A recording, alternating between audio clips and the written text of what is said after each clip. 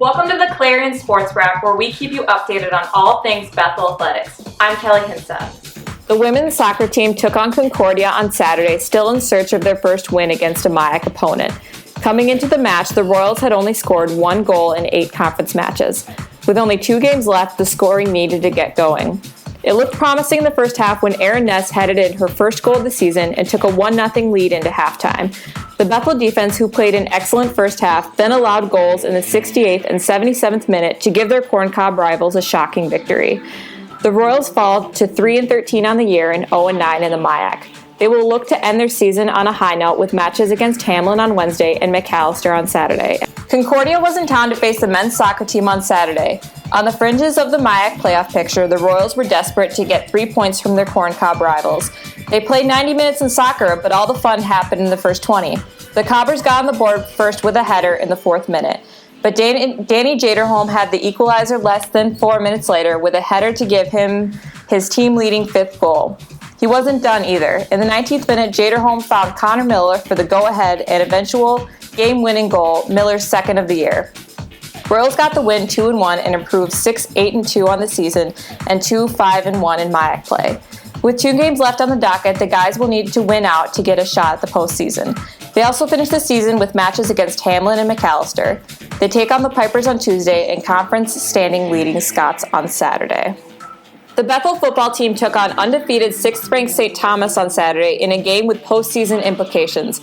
Things looked good for the Royals at first after Charles Johnson returned the opening kickoff to nearly the 50-yard line, with Trey Anderson capping a 2-minute opening drive with a 7-yard rushing touchdown.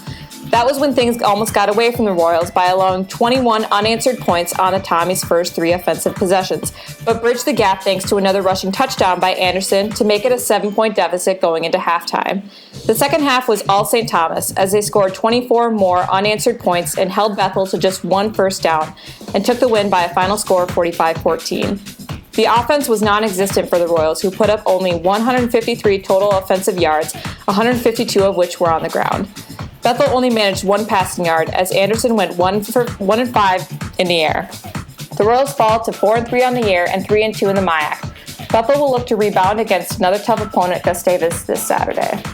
Royal Volleyball had back-to-back matches over the weekend. On Friday, the number 7 Cardinals of St. Mary's took on the number 8 Royals in a clash of NCAA Midwest region powerhouses on senior night, with a lot of MIAC standing implications on the line.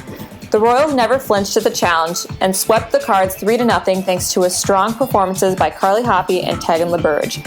Fast forward to Saturday, the ladies kept the good vibes going into what turned out to be a historic match versus St. Thomas, in a fitting form of poetic justice for what happened on the gridiron earlier that day.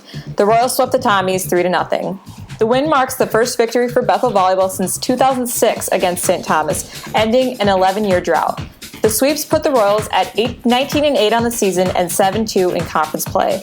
The ladies host McAllister on Wednesday and will wrap up their regular season against Augsburg on Saturday. Thanks for watching. Don't forget to like us on Facebook and follow us on Instagram and Twitter @BUClarion. See you next week.